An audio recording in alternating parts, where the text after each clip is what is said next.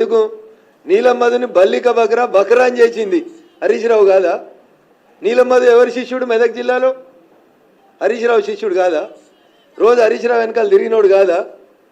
నీలమ్మధుని బలి చేసింది రేవంత్ రెడ్డి, హరీష్లు ఇద్దరు బదులుకొని పాపం ఆయన పైసలన్నీ ఖరాబు చేపించి ఆయనంతా ఇబ్బంది పెట్టింది ఎవరు? అందుకని ఒకసారి ఆలోచించాలి. నిజంగా నీకు చిత్తశుద్ధి ఉంటే ఎన్నికలు అయిపోయినాయి కదా, జూన్ 30వ తారీఖు దాకా నీకు ఇంకా 25 రోజులు టైం ఇస్తున్నా ముఖ్యమంత్రి గారు. ఈ 25 రోజులల్లో నాకు తెలిసి నువ్వు తెలంగాణ ఉద్యమం చేయలేదు, నీకు ఆ పౌరుషం లేదు, ఆ రోషన్ లేదు, ఆ పదాలకు అర్థం కూడా తెలుసని నేను అనుకుంటలేను. ఒకవేళ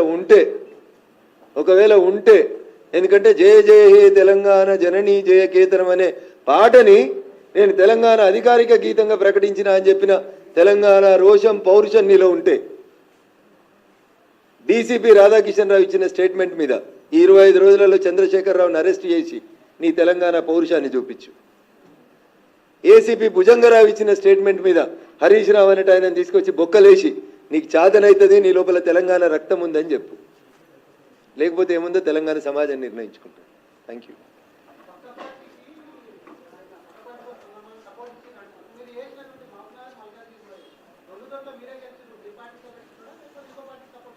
ఈ ప్రశ్న మీరు ఆయన అడిగితే బాగుంటుంది.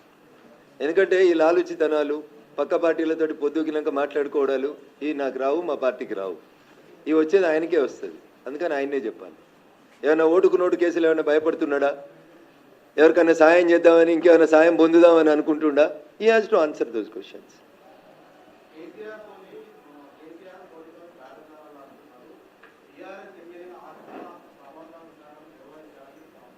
ఇప్పుడు బీఆర్ఎస్ అనే పార్టీకి ఎంపీలు 0, బీఆర్ఎస్ అనే పార్టీకి లోక్సభలో ప్రాతినిధ్యం లేదు.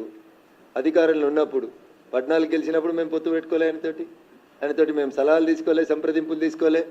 9 గెలిచినప్పుడు ఆయన అవసరం ఉందని మేము అనుకోలేదు. 14 గెలిచిన రోజు మాట్లాడిన వాళ్ళు, 9 గెలిచిన రోజు మాట్లాడిన వాళ్ళు తోలుగుడ్డు పెట్టి 0 వచ్చిన రోజు గీయాలు ఎందుకు మాట్లాడతామన్నా కేసీఆర్ తోటి? చచ్చిపోయిన పాము అని రేవంత్ రెడ్డి చెప్పిండు కదా, అక్కడ చచ్చిపోయిన పాముతో ఎవడైనా మాట్లాడతాడా అన్న? పోయి భారతీయ జనతా పార్టీ లాంటి పార్టీలు చచ్చిపోయిన పాములతో మాట్లాడతాయా అన్న?